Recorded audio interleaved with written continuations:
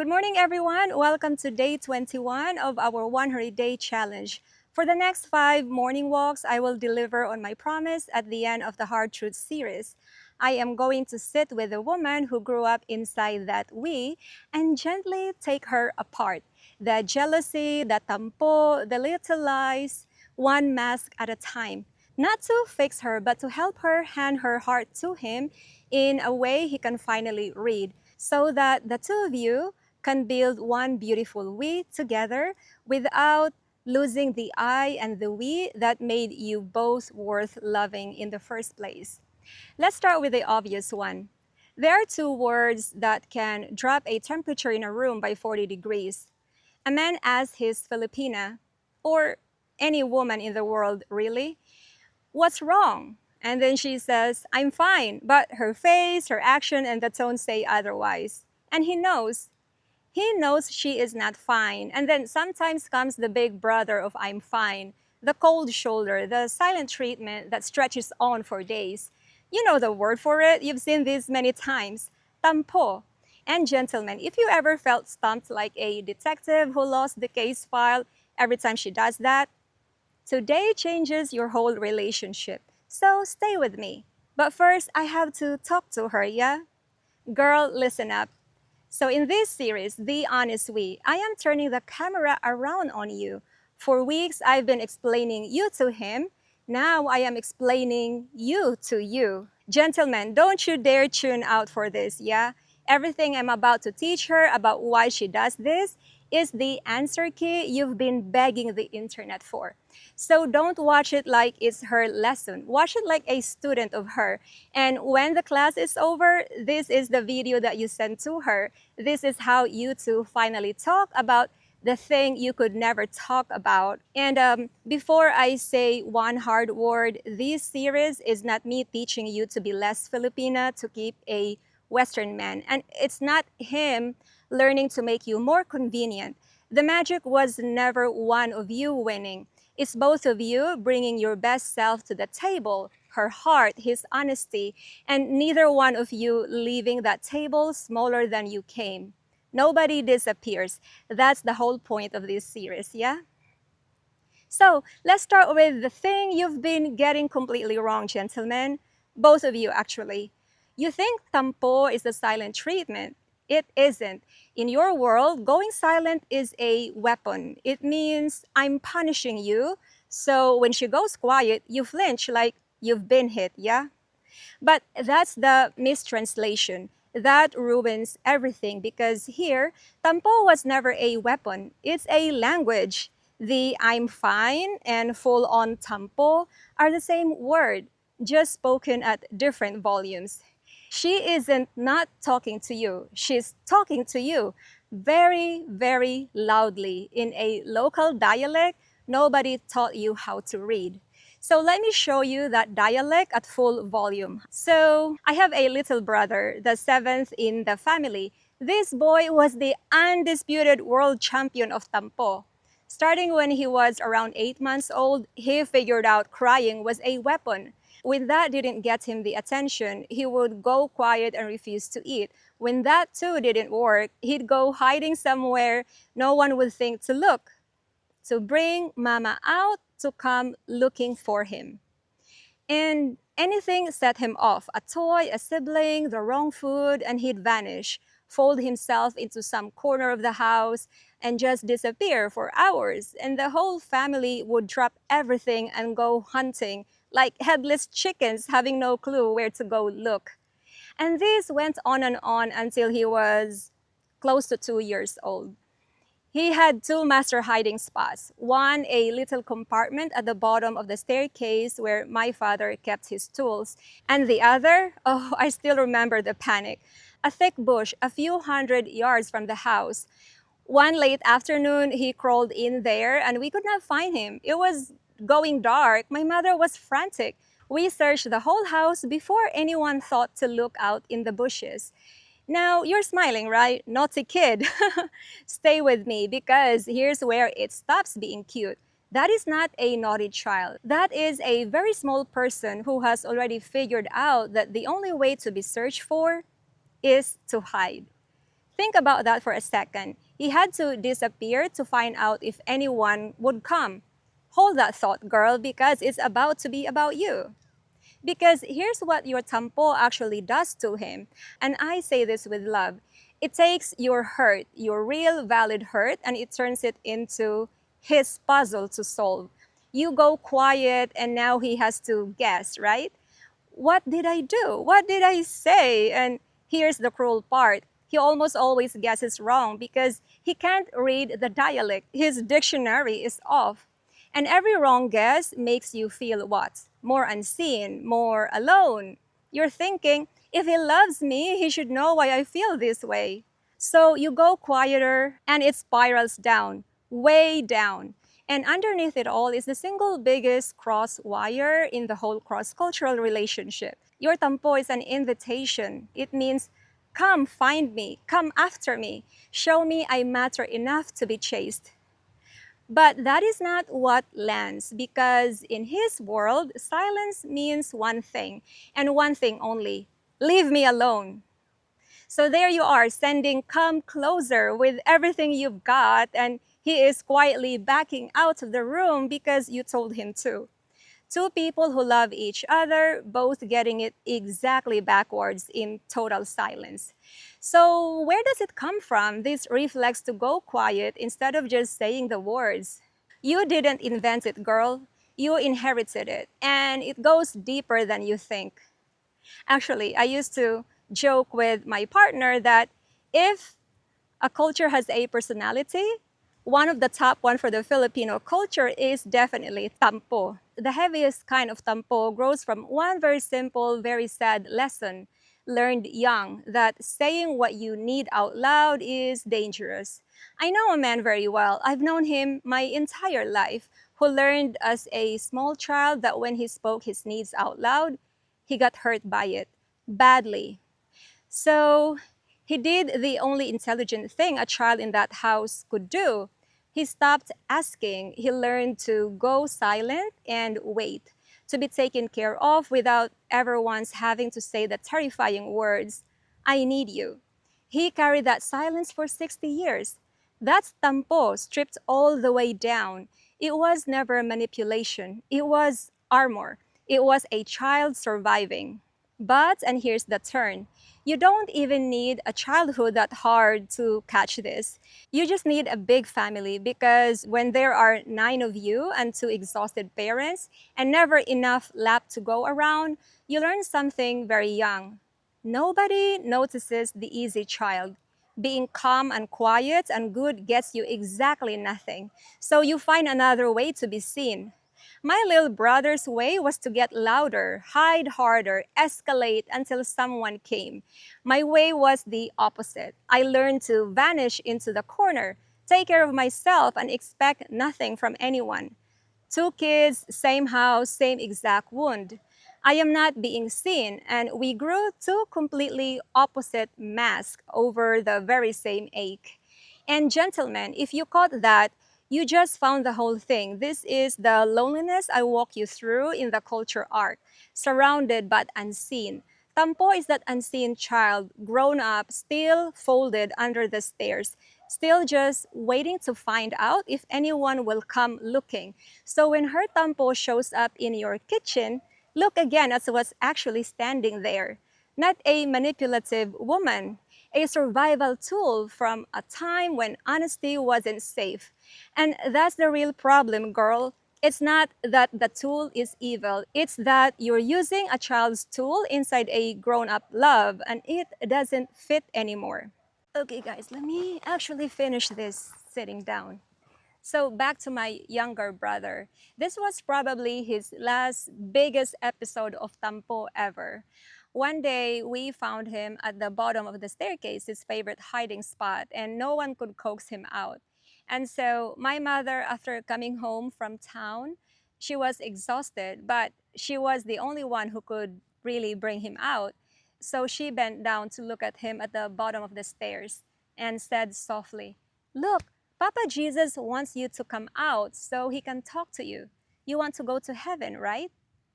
I was there watching this whole scene. My little bro perked up at the mention of heaven. With a little more prodding from my mother, slowly, carefully, snot running down his nose, he came out. She pulled him into her arms and she told him, "You can cry, you can be angry when you're hurt. That's allowed, but don't you disappear on us for hours anymore because when you hide, Papa Jesus is sad and we can't love you because we're too busy being scared. Come to us instead and tell us." Now, my mother sealed it with heaven. That's how her whole generation taught a child anything. But look past that at what she actually did because it is genius. It is the exact thing I need you to learn. She did not ban the feeling, she banned the disappearing. That's it, that's the whole tool. And it's two halves. The first half, keep the fire, the caring so much that you go quiet, the wanting to be pursued, to be chosen, to matter that much to somebody, to someone you love. That is not a defect, girl. That's a heart that loves hard, and it's one of the most beautiful things about us. Do not let anyone file that off of you. Do not turn into some cold, shrugging woman who says, "I don't care." You keep every spark of that, yes? But now the second half. Change only the vanishing. That's the only piece that has to go. You take "I'm fine" and you trade it for the single bravest sentence you can say to a man. "I am hurt. I need you to come closer right now, not go away." Same fire, same heart, new words, words that he can finally read. And let me tell you why that is so hard. So you know it's not just you being stubborn.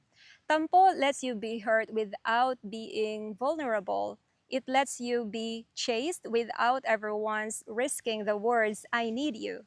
And for a woman raised where saying that out loud never felt safe, those are the scariest words in the language, which is exactly why saying them is the bravest thing you'll ever do.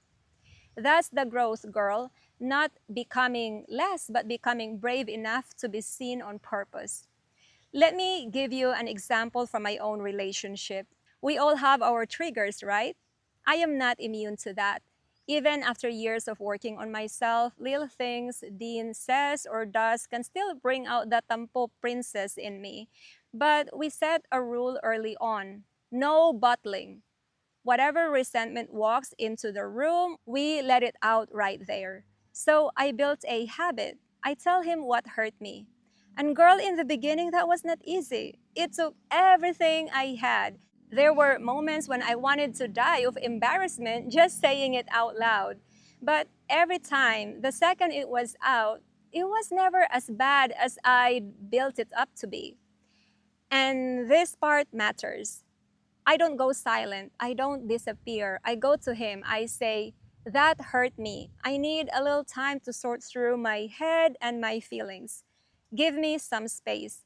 And he gives it to me. No silence he has to decode. Space I ask for out loud.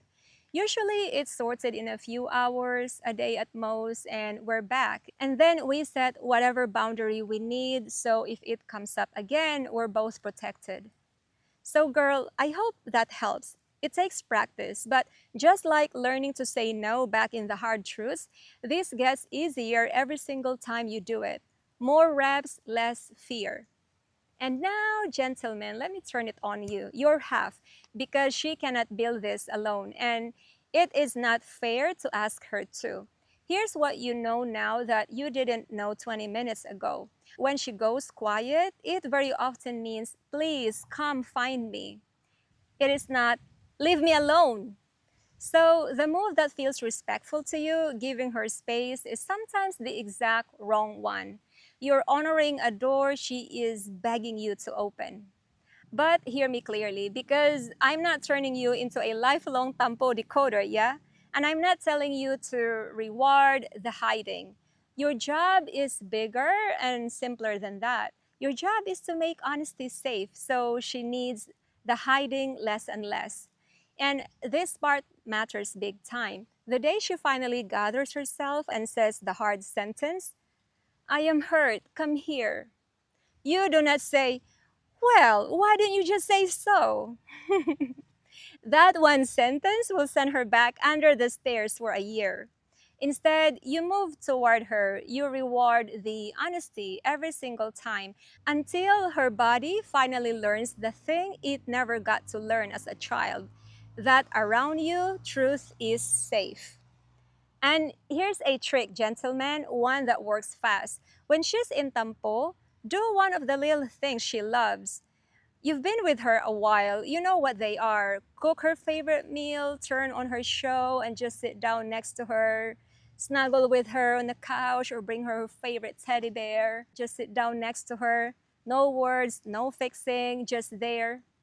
That silence sitting beside her says the thing she needs to hear. The truth is safe around me. I'm not going anywhere. Because this is how we've dealt with Tampo our whole lives, girl. You know it. It was never really about the food or the show. It's the little gesture that says, I see you, I'm thinking about you, I care. My mother did this constantly to all of us growing up. Imagine her one against nine kids. So she would cook our favorite meal, one tender thing that she would do for us, and it would coax any of us out of our corner faster than any lecture ever could. Well, except for my younger brother, but he did learn eventually to go easy on her.